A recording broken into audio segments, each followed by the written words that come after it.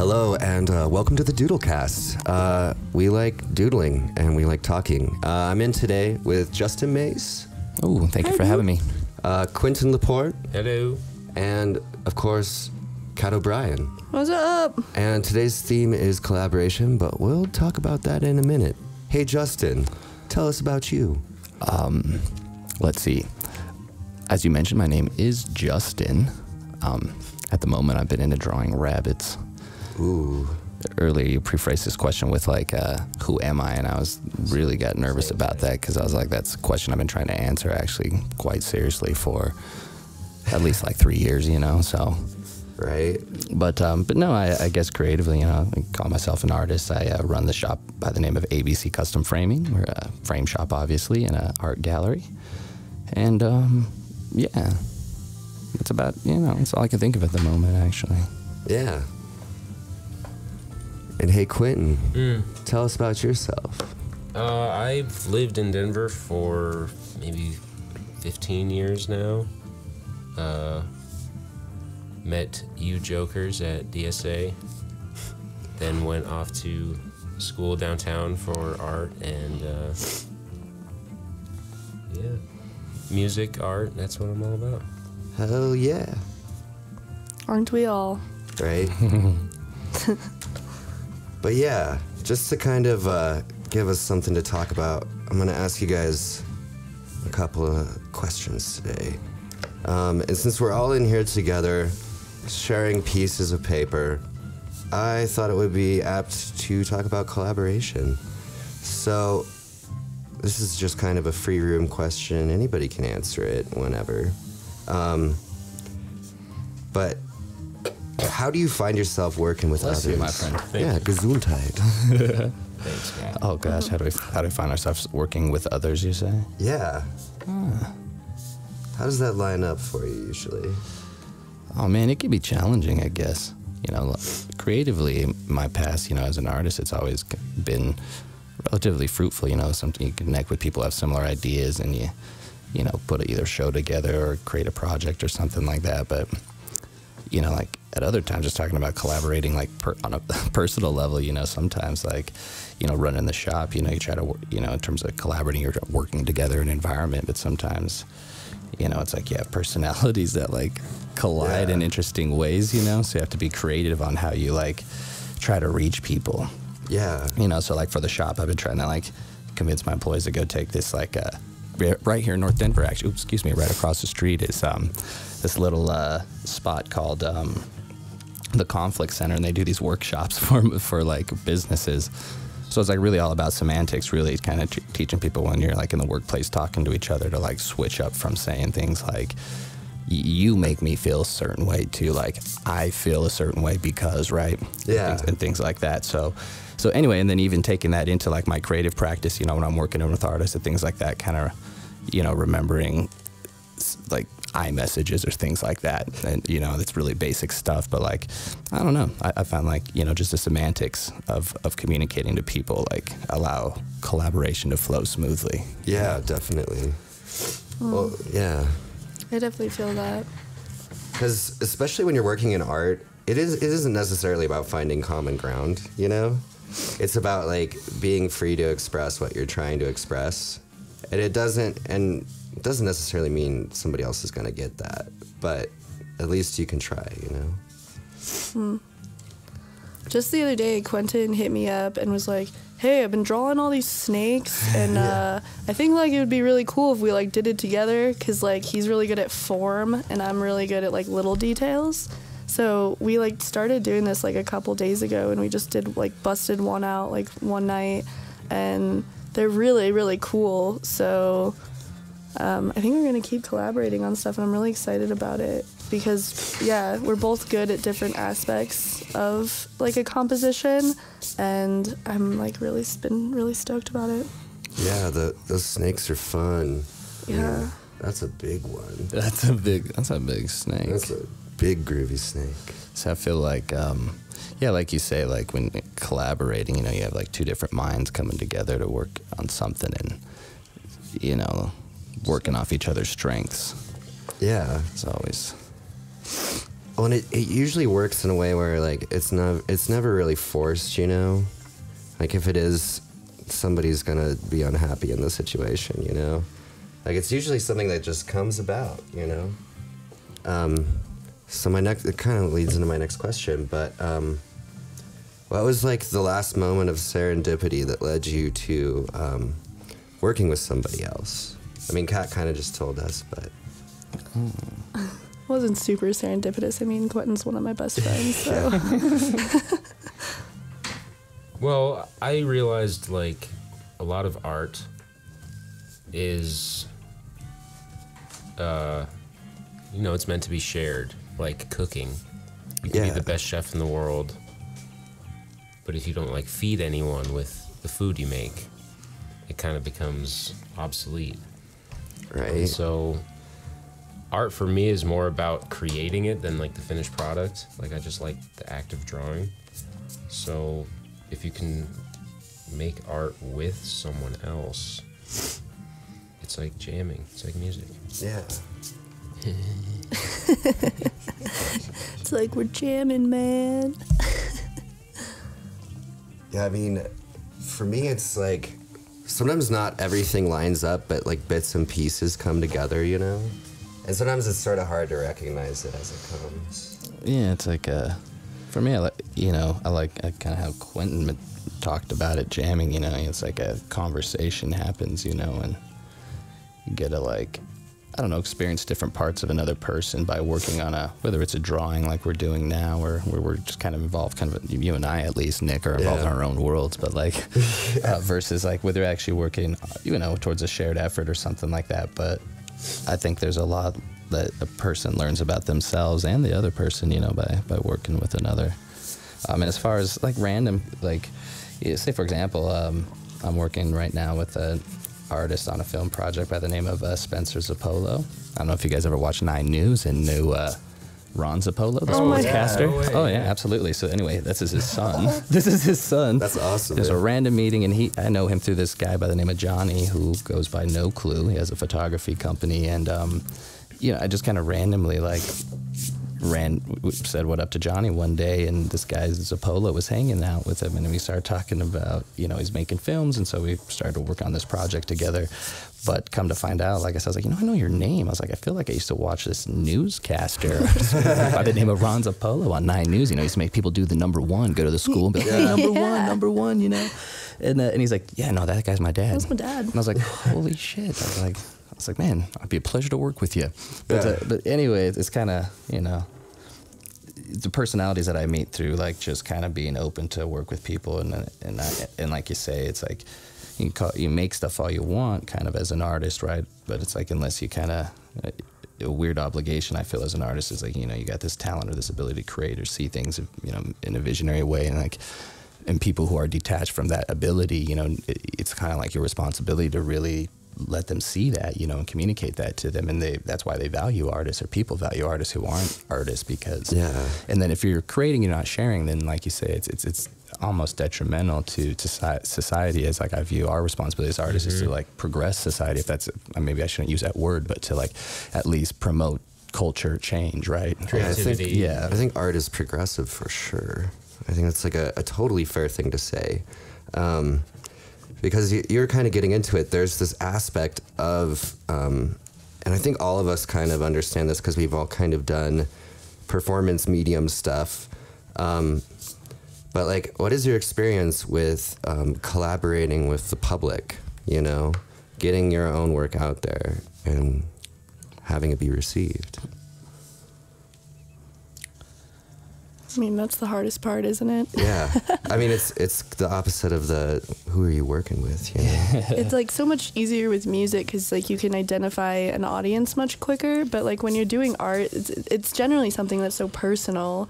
It's hard to like be like, oh, who is my audience? Like what kind of people are gonna like be receptive to this? Like, and it's like easy when it's like your friends, you know, you're like, all right, my friends know me, they're gonna be receptive to my stuff. But when it's just like complete strangers in the world, like it's like a very vulnerable thing to put yourself out there in that way, because although art can be very collaborative, I feel like most of the time it's very personal. Right. Yeah. It's your story. Well, and I also think when people look at art, not everybody like looks at art, you know, for real. You know what I mean? Well, I would say everybody looks at art in a different way also. Yeah. And it's everyone's just as valid, I guess. Like their take on an art piece Yeah. is just as valid as the next person's. Exactly. And that's why it's hard to be like feel yourself as like this representative that needs to like show something to people or teach something to people. It's very narcissistic in a sense to be like creating things in like, or maybe I don't know if narcissistic, but I feel that sometimes, like at least like when I was in an academic setting, you know, like making stuff and you have to like put on these shows and these dissertations and these like, I assert this and like, and then look at my talent and my ability to like, you know, and then it's like, there's this whole thing, it's like all centered around you and your work and your message, which is great, but it's also like, you know, Do we want color? it's different. I don't know. I just feel like in a weird way, like, if I'm attached to my public in a way with like what I'm trying to say, like it for me, it's like more significant, I guess, rather than even if what I'm saying is like connected to some really deep personal sort of trauma or something like that I'm talking about through the work, because I'm sure, you know, the public can relate. But and I've had like all sorts of experiences. You know, I've done shows and I've done, you know, as far as like having shows of my own or group shows and presenting my work in the public or doing like just DIY type things, you know, whether it's, you know, like graffiti based things and stuff like that. But I don't know, like the public is weird. I've kind of retracted recently in a weird way from like just showing or making my work visible. So, you know, I'm kind of in the category of like, I want to be an artist, but I'm not sharing it. So yeah, that's awesome, man. Like when I met you, I think we were both in the WAZ, you know? yes. And you were doing like a bunch of like performance stuff. Like you would hit up these poetry mics with the flowers and like the cardboard cutouts. Yes, I would. And yeah, that's like a very different like mode of operating, you know? Yeah, and I just got tired of like when I was in art school, you know, I was like, that time I was like fresh out of graduate school, and I just got tired of like, you know, making stuff with so much direct intention, you know, or in a way that had to be like theoretically or academically validated, you know, and I just wanted to like produce at that time, and I guess that's led to me where I'm at now, which is like, I mean, I'm still painting and drawing compulsively because I can't stop, but yeah, it's like music is it's like, you know, we were talking about earlier, is definitely and then like the performing outlets that music offers, like a stage or a video or things like that to like communicate, is like, seems to me lately to be you know, more rewarding than kind of locking myself in my painting studio alone and doing things like that. And you know, the thing that's like, you say street art and graffiti, you usually go out with a group of friends and things like that, you know, so there's always that community aspect to it. That's so funny. I feel like you and Quentin have like similar sort of experiences, having been very educated in the art world, but then sort of, I mean, stop me if I'm wrong, Q, I don't want to talk for you, but like, you know, sort of trying to get away from that in a bit. Absolutely. I mean, you can speak for me and say that, like, it's like, and it's like a restructuring of like, I guess, perspective, and like where I want to consciously associate within that realm, you know, and like, and I felt like, and I was young, you know, when you do that undergrad thing, and then you go straight through for me, because I had no idea what else to do, and I was like, well, this seems like a good idea. I'll just keep making art for 3 years. I'll try to get a fellowship. I'll do the teaching thing. I'll try to get as much of it paid for as I can. It'll be a good deal. And 3 years later, it's like, well, shit, I didn't go in there with like an idea to get a job, you know? I'm like, I'm just going to make the most badass art I can. Yeah. I'm going to make fun of all the people in there like kissing ass to get their jobs afterwards. But 3 years later, it's like, oh, these guys had jobs. I didn't. But it was also at the same time, my intention for like always creating art was slightly different than just to like get a job out of it or something. It was is strange. So I've been kind of relearning how to view it and stuff. And it's like, you know, a person goes to prison and they kind of reteach you how to assimilate into society, right? Well, for me, I was like institutionalized my whole life, you know, like from elementary school to graduate school. And then you finally get out, you're like, holy shit, real world's a little bit different, you know? Yeah. Yeah, that sounds like a very, very similar experience I had with a lot of my art education, like in music too. Sure. Kat and I actually met because we were in orchestra, and actually, yeah, Nick. I guess he came in. He came after after I left, you. but still. We're in visual arts, yeah, but still. We all have backgrounds in classically trained musicians. No way, that's amazing. Yeah, and then Q kind of turned it around when he had high school and was like, I'm gonna do something else, which I really admired because part of me really wanted to do that too, but I didn't know what I would do. Like, that's wild. But that's amazing. Well, I wanted to get away from like the competitive, structural aspect of like classical music and the orchestra that we played. Totally. Like, I'm tired of playing other dead dude songs. I make my own stuff, you know. But I'm super glad Oh, that's crazy. That's cool. So no wonder you guys were so on point with the musical numbers earlier. Thank you for coming up with that excuse. Yeah. Oh man, yeah, but it's funny because I kind of feel the same way about musical education for sure. And like in my adult life, I've definitely sort of taken a huge step back from that and actually focused on like more visual arts for my sake. Like I was never a classically trained in visual arts. I never took classes at all, and I'm not much of a drawer. Like I don't consider myself much of an artist, honestly, to this day. But at the same time, it's something I do every single day, and I think that's all it kind of really takes at the end of the day is like you're doing it. Yeah. For real. Absolutely. Like, yeah, because I mean, otherwise, I guess you wouldn't be. And then where would we be? Yeah, like, who knows what we'd be doing, huh? Well, there's a few football games going on today. We could be tailgating or something like that, or getting ready for them. You know, I don't know. That means I'd man. be drunk before noon, guys. yeah, it would have been like cheerleader cat. Can anyone imagine that? Like if I went to regular school, like if I didn't go to the art school, like where would I be? I actually think about that a lot. Where'd you go to high school? I graduated from Arvada West, there in Arvada, and I went to Drake Middle School, and then I kind of bounced around elementary school quite a bit. But yeah, I kind of grew up like in Arvada area for school, and my family kind of was, kind of originally from the north side here in Denver. So we lived with my grandmother for a long time, and I drove to school out there in Arvada from like 38th and Sheridan area over right across the street from Lakeside. Which, speaking of which, have you guys been to Lakeside at all lately? I mean, of course, it's falling apart and it gets worse and worse every year. But That's what makes it more fun. That makes it funner and funner every year. Like you got to go before it completely just kills everybody. I know. I'm always trying to convince Nick to go to Lakeside with me. He grew up in that area as well. And he's just like, meh. Like I don't like amusement parks. Like, but I love that shit. And like especially Lakeside, because it's like you said, every year it gets sketchier and sketchier, but that just makes it more and more fun. Like I'm gonna die on the Wild Chipmunk this year. Like, because every time you're on the Wild Chipmunk, you get whiplash and like. Yeah, so you do know you have to go see the chiropractor, the masseuse, or whatever. Do your stretches. You really do. You got to prepare your body for Lakeside. But, yo, listeners, if you've never been to Lakeside, if you're like new to Denver, you don't know what the fuck to do. Like when it warms up, I think it opens on like. Is it going to open in the summer? Was it Memorial Day or something? Yeah. I think it is Memorial Day. Memorial Day to Labor Day. It's one of the only amusement parks that used to have a dog track. It did. Yeah, it did. Yeah. And a speedway too. Yeah. That's very wild. weird. See, like I said, I grew up in that neighborhood. My grandma lived right up the street on like 4140 Benton Street by like the courthouse there of Mountain View. Mm-hmm. And it's that area's notorious for speeding tickets. And my great grandma lives in that neighborhood too. It's so funny. It's hilarious. Small world, you guys. Yeah, look at that. Well, we're all kind of like natives. I mean, Q wasn't born here, but he moved here at such a young age that he's a bona fide native. Don't bona fide. Thank you. Thank you, Kat. I appreciate that. After some time's passed, you know.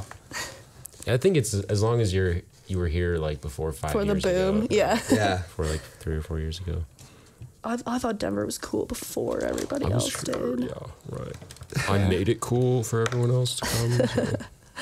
So. Do you guys really feel it's different though? I mean, a lot of stuff's going on infrastructure wise, and like there's more people. But like, do you guys really feel it's much different? No, it's just more traffic. There aren't any more warehouse spaces with art studios. I guess that's and rent changed. is way more expensive. Yeah. That's the part that gets my goat. Has changed. Yeah. I would agree with that too. I mean, It's still Denver got the has a vibe. heart and a soul, and I mean, that's pretty consistent. And I feel like the kind of people that have moved here are like the kind of people that, of course, Denver would attract. And so, it's not, I agree it's not super different all in all, but it's all the small little changes that just kind of like are weird. Because I mean, when you have grown up here and there's these like hallmark places you're used to seeing, and then they're disappearing, it's just like, it's not necessarily a bad thing. It's just a weird thing. It's just alarming. Yeah. It's a little alarming. It's like, what is going on?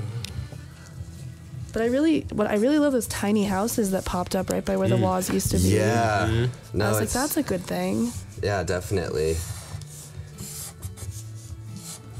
Really love the tiny houses. Sort of want to live in a tiny house, honestly. Ooh, yeah. Speaking of houses, my girlfriend and I are actually getting ready to, like, kind of make plans to like develop some land that we have in New Mexico. Oh man, No. that's amazing. Yeah, That's where it's- Quentin's That's where I'm from. Oh, are you? Nice. Yeah. What part are you from? Farmington. Oh, Farmington. I got some family in Farmington, Nice, actually, man. believe it or not. It's random.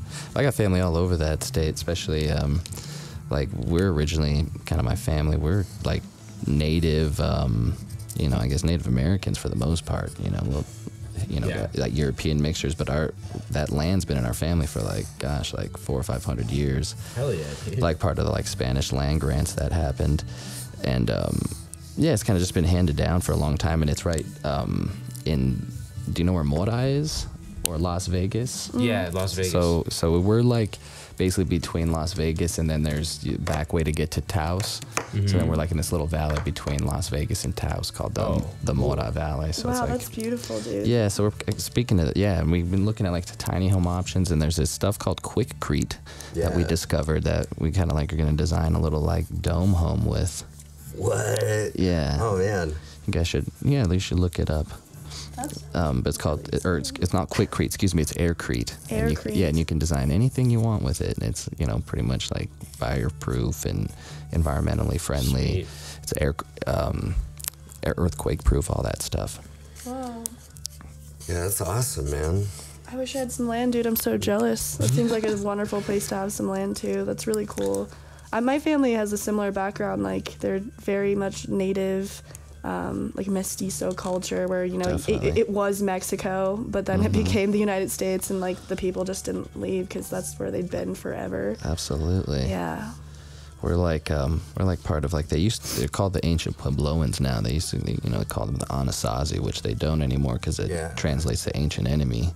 Oh. But that like broke off into a few different tribes. You had like the Hopi, the Zuna, and the Navajo, and so like we're kind of like a part of that like original thing. And of course we have a bunch of Spanish blood in us as well. Yeah. Yeah, dude. Same here. But it's like I always like meeting people from New Mexico. It's like I don't know. How do you feel about it growing up there? You live here now, but like, I mean, it's an awesome place to be a kid, for That's sure. Like, we lived in the middle of the desert, and my childhood was spent just catching lizards, yeah, and climbing rocks right. and stuff. And that's why I loved it as a kid. And I think like it's interesting now. Like thinking about going back, it's like kind of like mainly a lot of it has to do a lot of economically too, and then also just kind of lifestyle choices in terms of how we want to live, but.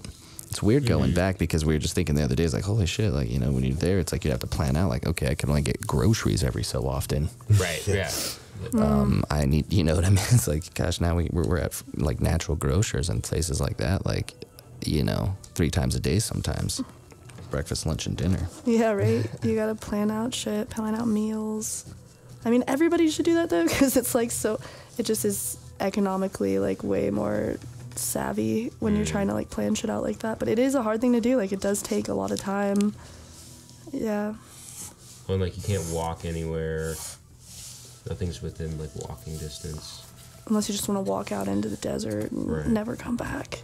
So you have a horse. Your horse could walk there, and you could be on it. Or a buffalo. Man on a buffalo. You guys seen that guy on a buffalo? Oh yeah, it's Guy. Guy on a buffalo. You should look it up. It's hilarious. It's from this like 70s ridiculous movie, and this one guy Called the just Buffalo Rider. this one guy just took the movie and like chopped really it up terrible. and just puts his like acoustic guitar music over it. Just guy on a buffalo. It's like, oh shit, there's a baby in the bush. Just it's great. Found a baby. Found a baby in I don't the know bush. if you've noticed, Kat, but I rotate my paper a lot. It's fine, dude. Yeah, don't worry about it. I can make it work. Do you want to switch sides? Rotate it this way? Yeah, if you're down. Oh, sorry. I just finished some hooch in a blunt. Yeah, I don't know. I was like, I'm always like, I don't drink that much anymore, but I'm always like, my mind's in Right. the bottle, I guess, when The I'm drawing. hooch barrel. Yeah, this is like an easy shape. I like the curvature to it, you know? Yeah, it's, you know. Oh man, that rabbit man is sweet. Yeah. Dude, how old are you, Jonathan? I'm 32. Yeah, so Wow. like, yeah, and I think the rabbit, like the syndrome of the rabbit is like, it's like this Peter Rabbit thing, you know, where like, you know, he's gonna like pack up his little satchel and like run away and never grow up or something, you know? Because I've been drawing these rabbits a lot. They're like little like kind of homeless clown looking things, or they're actual like really stupid, pathetic rabbits, you know? Like, I don't know if you think about tales about rabbits, they're kind of like the poor, you know, like what you have Peter Cottontail. They're always like doing stupid stuff. They're like, hey, don't go steal that guy's carrots. And then the guy's just like, I'm going to go steal the carrots, and ends up, you know, almost getting cooked in a stew. And you're like, holy, like, God. Fucking told you. Did you ever Peter read Cottontail. Watership Down? I have not actually. If you like rabbits, should I you check should it? definitely Yeah. read it. And yeah, it's funny. I had like a year where I drew nothing but rabbits. It's weird, yeah. And you're on snakes now. It seems Now I'm on like. snakes, Yeah, so yeah. that's and I do the animal thing too. Like, and I was into like cows for a long time. Like you know, like I call them steers because I never would draw the body with like obviously the genitalia. So it's like, you know, I was like, they're just they're neutered. You know, what do you call that? Is that what do you neuter a cow? You neuter a bull? You fix them. Yeah, yeah, they're steers. That's the Real best part. good. That's like the funnest part to draw. Yeah, I know. Big old cow. And they're always like super, in most artwork, it's always like super, like, Pronounced. yeah, pronounced, like ancient Greek, you know, the bull would have Focus like on a that. huge wiener. I just read this article that in like Hawaii, like before it was discovered, like genitalia were like revered, and you can still find on like some ancient Hawaiian like structures like these carvings of like dicks and stuff. Oh Like, man. I saw a sculpture in Nepal that was just a cow's butthole. just a butthole. It was like the sculpture garden where they had a bunch of rocks lying around in the grass, and people had just like They carved a butthole into Yeah, it. it was just a butthole. Oh man, yeah. But It's it's like like holy. The cow is holy there, so I remember it. something with the butthole. That reminds me of this stupid Onion article I Holy. saw. That was holy. Yeah, holy. Yeah, there you go. Yeah, it's funny. Yes. This Onion article, yeah. Oh yeah, sorry. Oh yeah, I forgot. Yeah, this Onion article, like speaking of buttholes, was kind of doing this fake art review, and it showed this image of like this janitor sweeping up like the floor in like the MoMA, right? This really nice museum floor, but it had these like photoshopped images of like butthole close-ups like into the art frames, and so this janitor was like really scrubbing the floor of the image, and like, you know, and you had these just like photorealistic butthole paintings or whatever photoshopped into like these like into the MoMA. It was hilarious, and the article went on to talk about like, you know, basically the outrage of modern art people didn't understand, you know, or something like, you know, kind of like the typical controversy, but it was hilarious, you know. Hey, we've all got one. Yeah. Exactly. I mean, not everybody, man. You're right. Prolapse I'm happens. sorry, I shouldn't be so ableist. Prolapse happens. Oh my god. Oh gosh, it's so sad that word reminds me of my dog, Oh, Mr. Boggs. Poor Mr. Boggs. He's He's got like a half prolapse butthole, you know, like it like prolapses when he poops. It's like this horrible thing, man. God, Like, that sucks. he enjoys it. It's weird because he like takes his time, you know, like he like do this in and out thing, you know, and it's like, No, and I I'm don't like, think oh my he's god. enjoying that, dude. That sounds awful. It's like a little fetishy for him. I don't know. I was just talking about how like everyone kind of enjoys pooping, you know. Like I watch this baby on Saturdays, and like you can tell when he's taking a Loving shit it. because he just like smiles. He's just like, yeah, like. And I'm like, oh, you're pooping right now. I can tell by your face. You're way too happy. I think neurologically, taking a poop is like second only to the orgasm as far as like your pleasure. Oh really? Who was it? I think it might have been Voltaire or someone like that who said that like the ultimate pleasure would be to like release all of your fluids at the same time, like blood, semen. Like when you die. Yeah, he Shit. would. Well, do you know what That his would be drug of awesome. choice was? Voltaire would drink 50 cups of coffee on the daily. So he did love to shit. I'm almost So there. That makes I'm sense. almost there. Yes. Like he would drink Something an to live almost to. like psychedelic amount of coffee. That is extreme, but Like he was like tripping on caffeine while he wrote Candide. I'm pretty sure. I find myself, I you know, like In the garden. I have a weird chemical sort of like, you know, sort of back and forth balance too. I don't know if like as artists you guys experience that too, whether it's like drinking or psychedelics or like, you know, everyone has their like thing, cycles. You know, where like people are into amphetamines or whatever, but it's like, yeah, it has its cycles, you know, like I'm not drinking right now. I just smoking a lot of spliffs, you know. Yeah. Spliff after spliff after spliff. Yeah, dude, that is totally my life. Yeah, I've been trying to cut back on cigarettes. Likewise, lots of spliffs. That's the thing. I don't smoke cigarettes. I never did, but then I developed this taste for the spliff. You know, it's like this guy, you know, started working with, you know, in the shop and go on a break. I'd have a joint rolled and they'd be like, "Hey, you want to hit the spliff?" And I'm like, "Yeah, let me taste it." And man, it just packed. The taste. Yeah, I got hooked to the taste, and now it's like I don't even want to smoke weed unless it's got a little bit of tobacco in it. It's crazy, dude. I know. That's cat. Yeah, man, it's kind of horrible. Yeah, I'm the same way. Like, never smoked cigs. Kind of started when I went to college. Sure. But like spliffs were a big thing on my college campus because it's like you could kind of smoke a spliff while around people that were smoking cigs, and it like masks the scent, you know. Oh yeah. But yeah, I'm so fucking addicted. That's all I ever want now. Like I don't even want to like smoke bowls. I just want to smoke spliffs all the time. I know. I pulled up. I told Nick, "Hey, I got the fanny pack. It's got the spliff stuff in it. So just let me know if you guys need a break. I got it." I was expecting the K-oscillator when I saw the fanny pack. I should have brought that too. Oh man. I never usually leave home without like some sort of stupid pocket instrument or synthesizer. It's like retarded. Hell yeah. I was like, have this idea, I'm gonna break it out, and I do, but like the following never happens, which is everyone's like, yeah, and they're like dancing and like, you know, jamming out to my K-oscillation, you know. Like, oh my god, Justin, you're amazing. They're usually just like, oh my god, Justin brought another freaking pocket operator. Yeah, and they're like, no, can we just put on some like real music? We were talking about a protest movement the other night. It's called K-oscillate a cop. Yeah, that's what we're doing. Is like, yeah, because it looked kind of sketchy. You know, they got those little.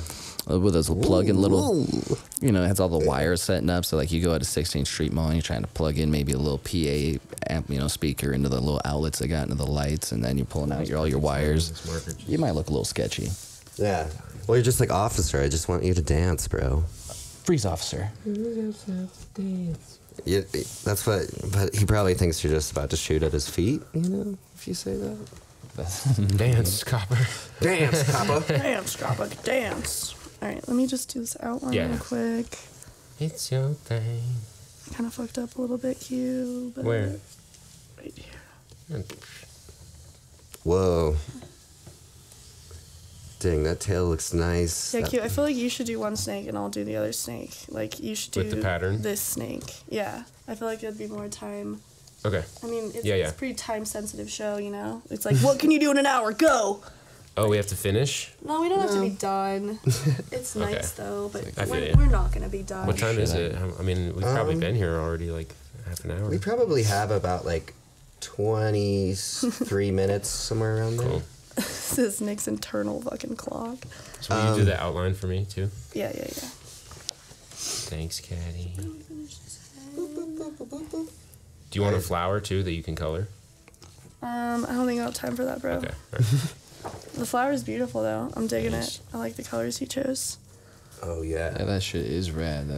That's transparencies and markers. Marker skills are on point, my friend. Yeah. I never use them. It was just like the other night at these fools' apartment. They're fun, man. They are pretty nice. I've seen some people do real brilliant work with either the felt markers or even those one kind of like, what are they, graphic design markers, like the transparent ones with the crazy chemicals in it. But you have to blend them. The rendering markers, Yeah, I definitely appreciate a good marker blend.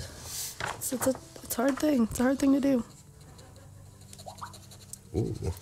Well, and it reacted actually really cool to the drip. That's something you guys about? Yeah, man. And I dripped some tea on my piece.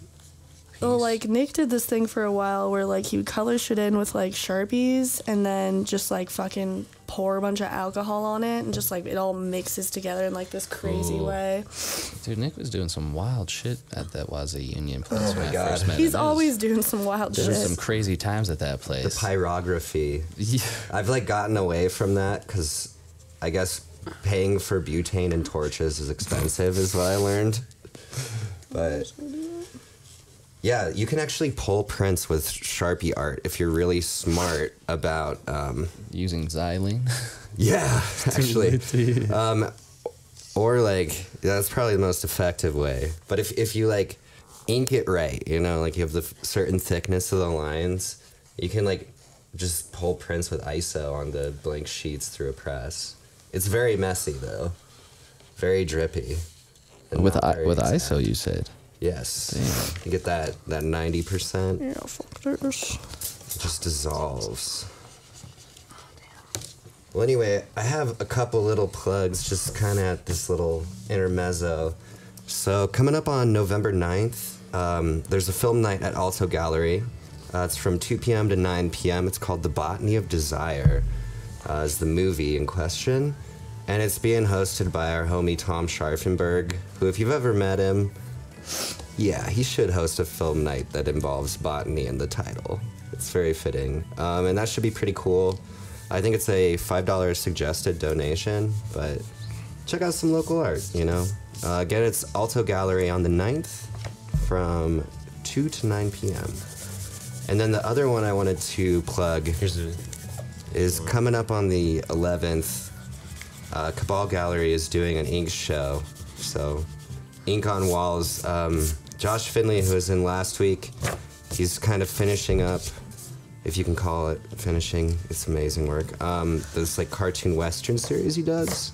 And you can go check it out. That'll be on the 11th at Cabal Gallery. Pretty sure it'll be open around like 5 or 6, and you can stay there and check out an art opening. Art openings, they're the best kind of party.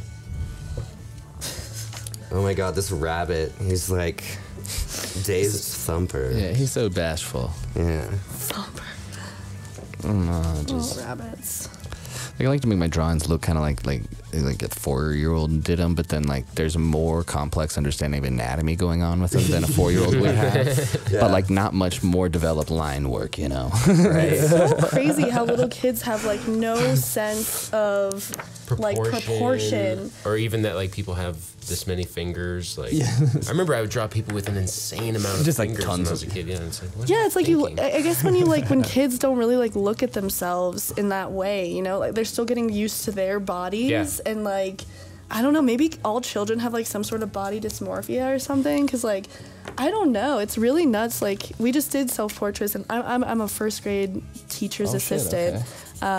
We just did like self-portraits in our art class, and it's so weird, like Seeing the results. like yeah, it's so trippy. Like kids draw the craziest shit. What are you seeing in yourself right now? Yeah, it's super nuts. I love thinking about it though. I'm Batman. My brother was telling me about this. He's a gymnastics instructor, and he doesn't usually work with kids, but he was working with like some 12, 13, 14-year-olds recently.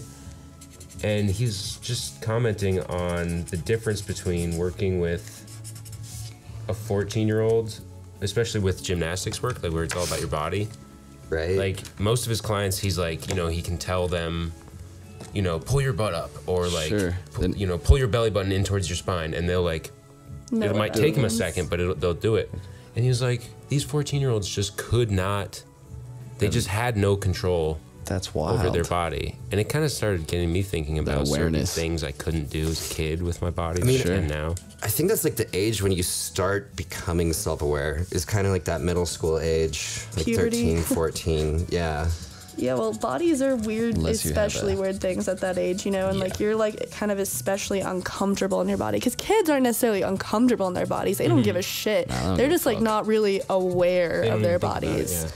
yeah. When you're like ultra aware of your body when you're that age, but in like the Yeah. worst way. It's like changing. It's going like, hey, bud, here I am. You're like, whoa. I'm your motherfucking body. I'm gonna get hairy real quick.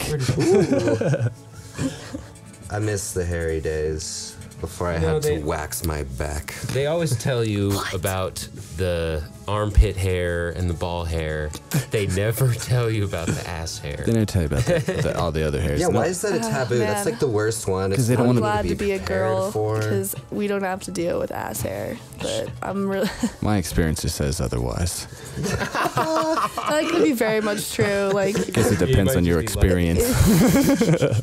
I'm sure there's a lot of women out there that have ass hair, but I'm glad to be a woman that doesn't. I don't want to deal with They that. usually take care of it either way. That's true. We do a lot of waxing. Guys I are like, guess. why'd you never tell us about this? What the hell? I'm just gonna have to let it braid up or turn into dreads, I guess. Oh god, the dingleberries. Oh man. Do you get okay? So I had this middle school sex ed teacher named Mrs. Voth, who like I think was telling us like all sorts of. I'm just curious if you guys got this education or not, if she was going across the line. You know, she tells these stories about like, you know, like females in their hymen, like, and usually it breaks like, you know, through physical activity, right? But then she would go into these long stories about friends of hers who like this didn't happen to, and then it, of course, you know, apparently on wedding night it caused for a very embarrassing sort of like first night with her friend's husband or something like that. So like we're in 7th grade and like we're all like jaw dropping. Wait, her friends? She was with her friend's husband, not her. No, so husband? she's telling her story about her friend's wedding night. So her friend gotcha. like apparently was a virgin on her wedding night, and so like in a roundabout way, Miss Voth was like telling girls like, so if you guys aren't athletic or aren't having sex, you might want to try to have sex before you get married to prevent a very embarrassing situation, or masturbate yourself to break the hymen before your wedding night, because apparently this happened to her friend, and she was like very embarrassed, you know. And so you guys have a teacher tell you about this, right on, Miss Voz, or like Miss this? Yeah, like that could be interpreted as kind of a feminist thing to say. I don't know, dude. But it was also you very are strange. just telling a room of. I feel like our pubescent sex kids about your education at Denver friend's School of the hymen. Arts was like almost non-existent. yeah. Dude, Well, ours was and vivid. there shouldn't be anything awkward about it. Like it shouldn't be an awkward. If you know your wife is a virgin, That's what. Yeah, that's. Yeah. Well, it should be like okay, probably. This might happen. And, like, Yeah. It's just Exactly. blood, you know. I guess like you don't have to freak out about it. So it's like Ms. Voss was really just telling us more about her own personal. Right. Yeah, oh yeah, my Did she friend. say this is why I lost my virginity young?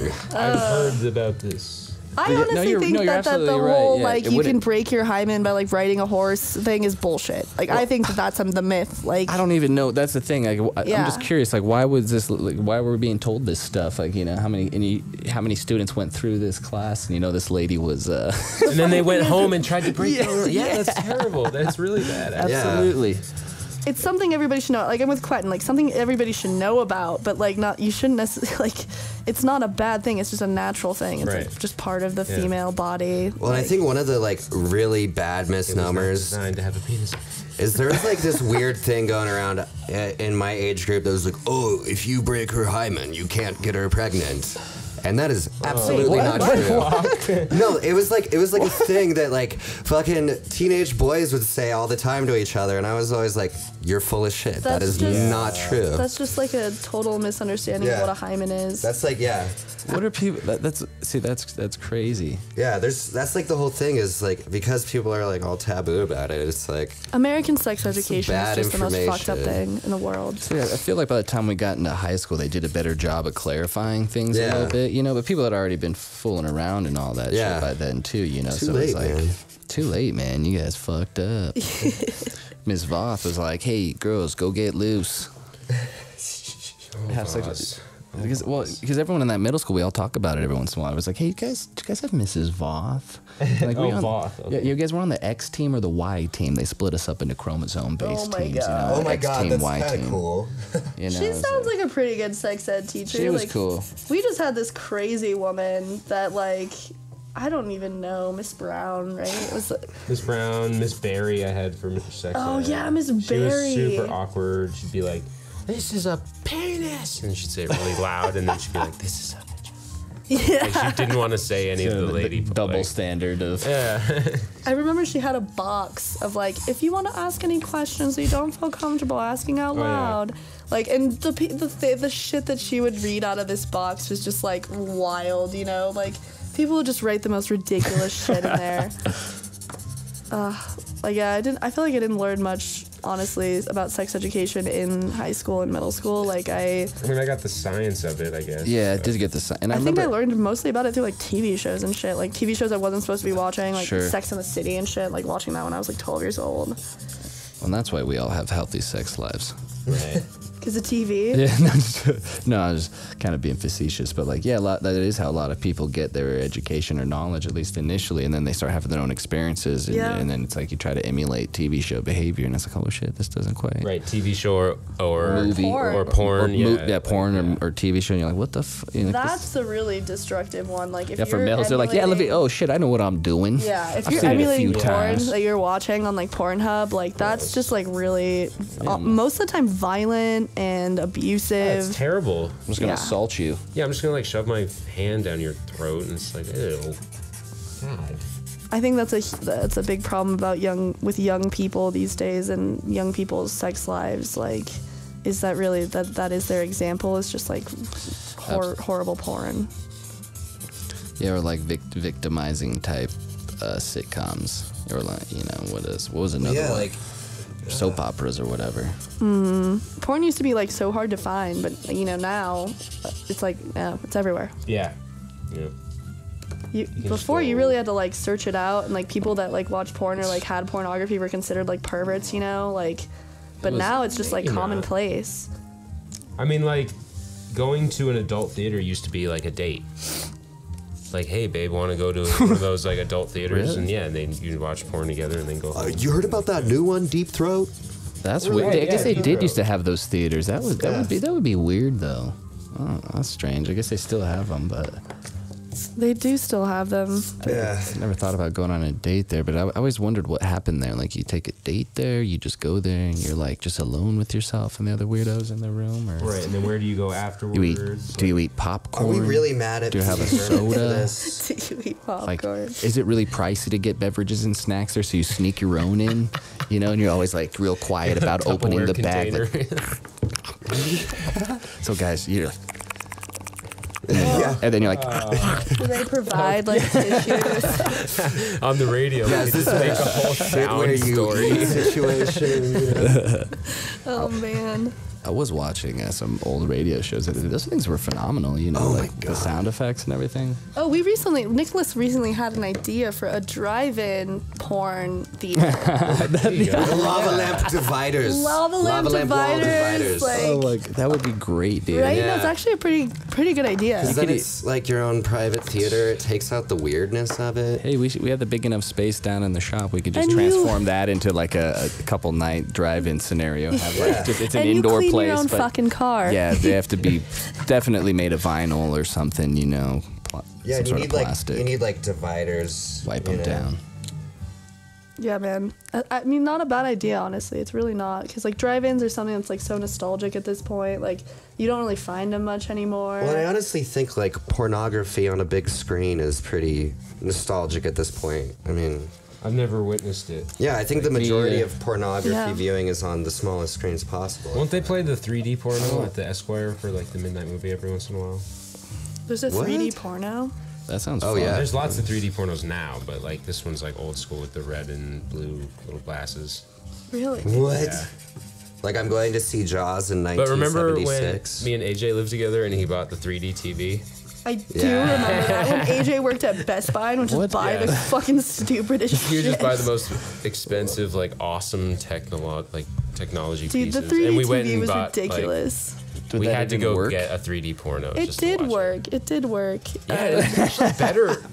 It was was a better better than the experience than in movie the theater. theaters, I thought. Really? That's Like, crazy. that You have to was- wear glasses and stuff too. Yeah, Yeah, you but wear they had glasses. fancy special glasses. And it that was were more into comfortable. the depth Wow. than like that whole like jumping out Sure. at you effect. Yeah, so you which- looked into the movie, right? Yeah, it was like a box in your wall. It was like really cool. No, that sounds fun. Yeah, yeah. What is it about? Like, so I've known a couple Best Buy workers, and I think you got to just be into technology to like make that holiday call, for seasonal work anyway. Because I met a couple buddies that did, and then they loved it, and they would do the same thing every like new flat screen. They'd have it out, and they'd have all these crazy cool speakers and shit. And it's Like gadgets for their yeah, phone like and yeah. stuff. They did the new yeah. case. They have like a pocket knife, Swiss Army thing with a hammer and a level on the phone. And be like, hey man, Ooh, a level, yeah. I think that's just what happens when you work in retail anywhere. Like I worked Well- at Sur La Table for a while, and like I had so much like kitchen bullshit that I didn't Yeah, what I need. was gonna say is I'm pretty sure that's how they incentivize sales. Like on Yeah, the floors, they'll be like, "Oh, you are our top salesman. Have the newest TV." Also, they just encourage you to buy this shit so that you can like talk about it with the customers. And be like, oh yeah, I got this. I use this. Yeah, like, You pull it out of your pocket. yeah. No, I use this one here. Some guy tried to do me like that at the AT&T store the other day. Sorry for mentioning that name. Oh, but, no worries. but a little buzz marketing between friends. yeah. But like, yeah, the guy got, he's trying to get me. He's like, I'll do the case, and then he was like, oh, I see. That's a decent case, man. He's like, and he reaches into his pocket all slow, and he's like, I use this one. It's only like $19 more, but it's made of titanium, and you could watch porn on it all day. So I was like, oh man, I'll get that. I'm not much a porn watcher, but I'll check it out. All right, you guys. So we have like about 10 minutes left, and I just want to open the floor, the room, or whatever you want to call this. Open the floor, let's fall to hell. Just open to plugs. So what do you guys have coming up? How about you, Justin? Oh yeah, okay, I got a couple things. Yeah. So, like I said, I'm with ABC Custom Framing. We're a frame shop and art gallery, and we have essentially a new gallery space open up in our basement. It's going to be really large and open, and the inaugural exhibition is a show that's being curated currently by a local artist named Samuel Mata. Excuse me. And the name of the show is Lifestyle 3 Shrines. It's going to be opening the first Friday of January, and that's the 5th. And it'll be from 7 to 11, maybe a little later, just depending on the crowd. So if you guys can make it, just keep posted, look up ABC on your social, and you'll be seeing some more flyers about that coming out. Yeah, and I'd also like to plug No Clue Photography. Check him out. If you need any print stickers, vinyls, or anything like that, check him out, as well as Royal Outerwear. He's a local apparel designer. He's got a show coming up this Thursday for Denver Fashion Week. And if you guys, want to check him out in person, they're at the shop at ABC, so come check him out. Oh, that's awesome, yeah. And ABC's great, guys. Is it still taking gallery. Submissions? Yeah, For the Samuel. Yeah, show. You should check. I'll give you Sam's contact. Yeah. You should definitely get in contact with him, because Yeah, he's a dope dude. he's a dope dude, and I'm I'm really hosting the space for the show this round, and I kind of contacted Sam to have a solo show if he wanted to, but him and I kind of are both in the same vein, as far as when you have that platform, it feels weird to be so me centered, Yeah. So the idea of doing a group show, it's going to be a lot of Denver artists. We mentioned Tom Scharfenberg earlier. He's going to be in it. Yeah. Himself, myself will have some work, and then hopefully you too. I'll get you in contact with Sam and can make that happen. Awesome. Yeah, Sam's collage work is next level, man. And honestly, a lot of the stuff he does is pretty amazing. And he does music too. Yes, he does. Yeah. Do you have anything coming up, Q? Are you doing any music stuff? Any shows coming up for that? I don't think we have any scheduled yet. Who do you play with? You have a band or a? Yeah, I'm in a group called Zainab. Okay. And actually, Miles is our saxophone player. Oh, sick. Yeah. That's cool. Miles, nice. Yeah, man, it's cool to meet You know Miles out there. Raul? Raul? Sanchez. Sanchez. Okay, yeah. Yeah, long long hair. plays the Yeah. He's our drums. drummer. Yeah. Sweet. It's a good group. A lot of That's really cool. talented people. Rachel Baker Oh, man, we'll is have to- our keyboardist and Oh, backup really? I didn't singer. even know that. Well, I definitely want to That's keep. pretty She's sick. so sick, and she'll whip out her flute What? and just murder it. That's so sick. That is super sick. I haven't seen Rachel play since high school. Yeah, she was getting the itch, She said, I haven't played music That's kind of since how high I school, feel so too. I'm getting the itch lately also. we'll Kind of come wanting to try to practice. We're gonna we try and play. You guys do it need a Tuesday. cellist? Why not? We try and do it every Tuesday, but it's 50-50. All right. Well, let me know. I'm maybe down. Cool. Tuesdays are hard for me because I'm always exhausted Yeah, I know. after I get off of work working with 6-year-olds. You guys went to high school together, you two? Mhm, and- you guys, and so you Nick. guys all known each other since high school. That's crazy. Yeah, dude. That's It is tr- crazy. Do they know Thomas Scharfenberg?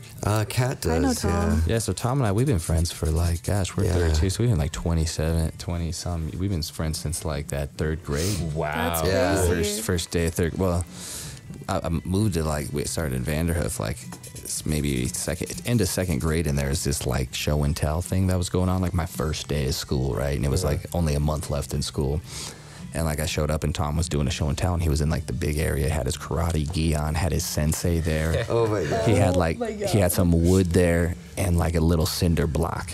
And he did this whole routine where he was chopping and kicking shit I'd seen on Three Ninjas. Yeah. And I was like, damn, this kid's amazing. And then, like, at the end, his sensei held up the little brick and the piece of wood, and Tom, like kicked the brick, and then he punched the wood, you know, and it snapped it. And I was like, everyone clapped and cheered, and he did a little bow, and I was like, this guy. I was like, it's gonna be my friend. Yeah, so, It's a good strategy too. Make friends with someone who can fight. yeah, I was like, we're gonna go into battle together. I mean, you know, so first day of third grade, or we happened to be in the same class. I was like, got the desk next to him. I was like, your name's Tom. You don't know me. I'm Justin. We're gonna be buds. And he was just kind of looking at me, eating some carrots, kind of like, okay, sounds good. The friendliest guy. I could just imagine like child Tom just being as like sweet and gentle as Tom is now. Absolutely. Like, honestly, he's gotten gentler with age, I'd say. Yeah. No, I'm just joking. he gets gentler. He was, but he gets even gentler with age. With age. Yeah, absolutely. I hope we all do. Yeah, no, I'm working on that. I think that's generally a rule of thumb, you know. You just like slow down more as you get older, and like you're more patient with yourself and other people, and But then there's just like those angry old men. That's true. Oh, you don't it wanna could be it could those go guys. either way, Don't you wanna know. be those You could be guys. one of those old people that like No. accepts things and like lets things slow down, and then you could just be one of those old people that just resists all change and like That's sad shit to see, you know. Right. holds on to the past, you know. I mean, that stuff taught me that there's no such thing as evil. You know what I mean? There's just people that don't get it. Well, and it's just people not being able to overcome like difficult circumstances or get past it. Like, you know, everyone that's like angry, something has happened to them to make them angry, and they have just never had the opportunity to release it. You know, Grow. They never took a conflict anger management resolution class. Did you have to? At the conflict center? Not have to. I've taken a couple of them actually. Just like now, like that I run the shop. You know, like I have a lot of weird situations I have to deal with. You know, and it's like, and it was like, so when I first took over the shop, you know, it was like I kind of like found myself like struggling to like kind of resolve certain conflicts with like problematic employees, you know. Yeah. And it was like, shit, what do I do? So, but anyway, it was like, and I'd had to also take one as part of just like a psych class when I was in school, you know. So I was like, I remembered that, and then I was like, hey, I remember there's like this thing, and I just kind of jumped online and I found the conflict center, and I took like a little like a day workshop there, and like I said, it was all about semantics, but yeah, a lot of people, they just don't know, like you say, they don't know how to release that verbally or psychologically. They're stuck. And at the end of the day, it really is all about semantics, and like most like conflicts in general can even be boiled down to something as simple as like conversation styles. Absolutely. Like if your conversation style isn't compatible with someone else's, like they're gonna be like, fuck you. Right. And it's just like how you say things, and you can't even help it most of the time because like people are raised in certain ways and their families talk differently, and you know. Like I was raised by sarcastic assholes, you know. Well, was someone just mentioning the whole I statement They're good thing? people. But Oh yeah. You brought that up. Yeah, like, it did. That really actually does make a huge difference when you're having like a serious conversation with someone, to just like focus on how you feel. yeah. And Absolutely.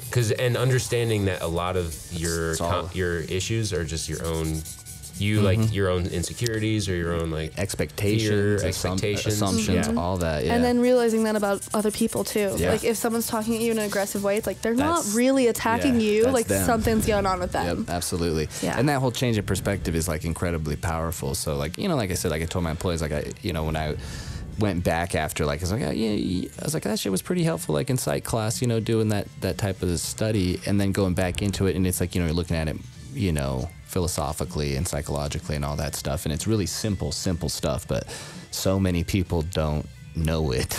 Right. It's like, and all they would have to do is hear it, yeah. and then like they'd be like, oh, that actually makes sense. It's like, right? gosh, and it's like so, yeah, makes everything so clear. Yeah, definitely. I think about that a lot because I took a lot of like linguistic classes in school, and that's like a big part of linguistics, a huge part of linguistics. communication. Oh yeah. And that in particular, like being aware of how other people communicate and how it's different, and being able to identify the differences and kind of work with them so that you can communicate in the most effective way possible. It's like communication styles you mentioned, right? Yeah, like I always tell Nick this because, like, you know, sometimes he's like an acquired taste of a person, and I think that honestly the biggest reason is because of his conversation style. Like sometimes he has a tendency of talking over people. And it's not because he means to be rude. It's just like in his family, that's what they do, you know, like they'll be talking at the same time, but both understanding what each other is saying, you know, but not a lot of people can do that. Like most people like need their time to talk and then time to listen. There's, like it needs to be separate, you know? That's one of the things that I've been learning how to do lately is just listen. Because I've definitely been at your guys' apartment and you guys are both just talking at the same time. I'm like, I'm totally lost. Like, yeah, no, and like it's something to be important to be super aware of. Yeah, for sure. Yeah, there's nothing wrong with that. Well, all right, you guys, we're coming up on the hour, but you can keep doodling. It's no biggie. Yeah, now I'm in the zone, dude. This is the part where I start doing the outros. Thanks to Samson for making sure everything is running smooth and on the move, and you can see it. And thanks to Rich for helping us jam with all them grooves, and you can hear it. And thanks for Fool for being the WeAreDenver mascot and main producer. Thanks to Justin Mays for coming in, man. Thank you. This has been super dope. Thanks to Quentin for coming in. It's good to see you, homie. And of course, shout out to Miles, our wizard extraordinaire. And this has been the DoodleCast. Dang, I'm surprised.